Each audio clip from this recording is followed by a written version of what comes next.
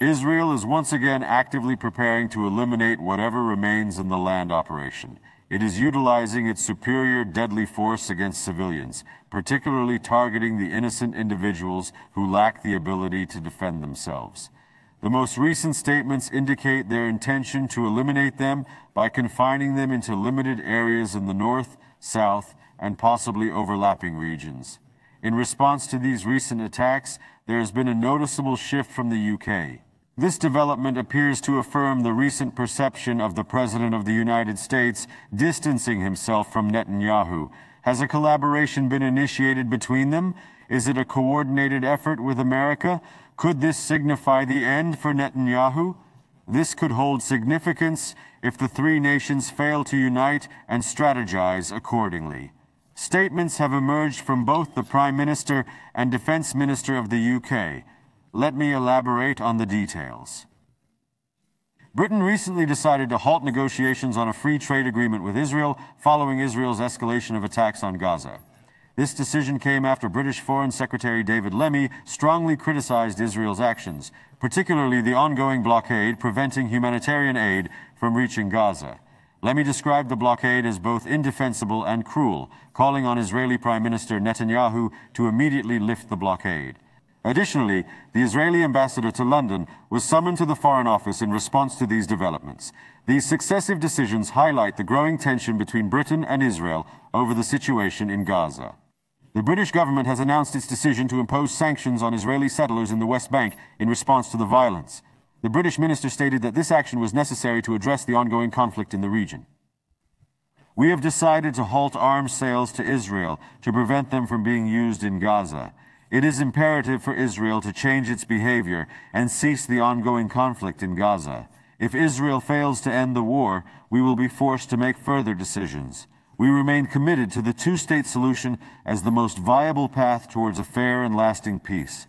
In response to British Foreign Secretary David Lemmy, a spokesperson for the Israeli Foreign Minister made a dismissive statement.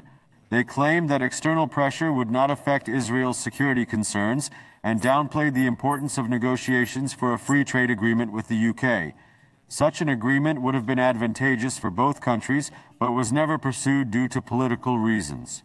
If the British government chooses to prioritize anti-Israel sentiments over the well-being of its economy, that is ultimately their decision. We stand firm in our resolve to take decisive action in Gaza, even in the face of international criticism. It is not only England, but also Europe that is expressing concerns about Israel's actions. We are closely monitoring the situation and will continue to provide updates on further developments.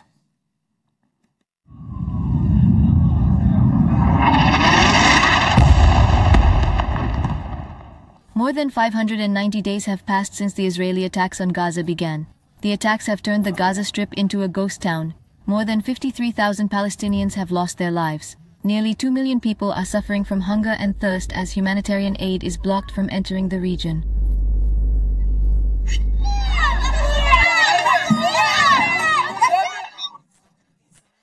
I'm 39 years old. I have a sick daughter. I can't provide anything for her. No bread. There is nothing. I've been here since 8 in the morning just to buy a bowl of soup for 6 people. But the food we buy is not even enough for one person. It fell. Tel Aviv announced that it would occupy all of Gaza and that the Israeli army would be permanent in the territory. Tanks moved into the area. Palestinians began to be deported to concentration camps in southern Gaza. Israel promised to provide so-called humanitarian aid to the people in the camps. After all this, Western countries thought of a serious reaction to Israel. In a joint statement, Britain, France, and Canada condemned Israel's behavior in Gaza.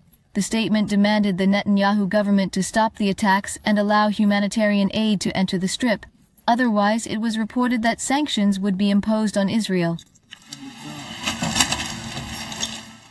British Prime Minister Gareth Starmer told the Parliament that the three countries are appalled by what is happening in Gaza. Starmer reiterated his call for a ceasefire.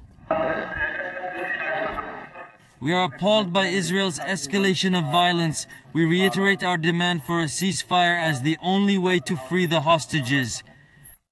French Foreign Minister Jean-Noël Barrot also reacted to Israel. He said the attacks must stop. the Israeli government's violence and the blocking of humanitarian aid has turned Gaza into a death trap, if not a cemetery. This must stop because everyone sees that this is a profound attack on human dignity. He who sows violence will reap violence. Britain took the first step among the three countries. London has suspended negotiations on a free trade agreement with Israel. Foreign Minister David Lemmy said the war in Gaza was damaging our relations with the Israeli army. Tel Aviv's reaction to the threat of sanctions was swift. Israeli Prime Minister Benjamin Netanyahu called on the three countries to follow U.S. President Donald Trump's vision for Gaza, which aims to expel Palestinians from Gaza. Netanyahu suggested that the offensive could end tomorrow if prisoners held in Gaza are released, Hamas disarms, and no armed elements are left in Gaza. Continued. On the other hand, there have also been claims that Washington has warned Tel Aviv about Israel's escalation of attacks. According to a White House source who spoke to the Washington Post, Trump told Netanyahu that if you don't end the war, we will leave you alone. However, the White House denied these allegations. President Trump wants the war to end, but there is no threat to Israel, the White House said.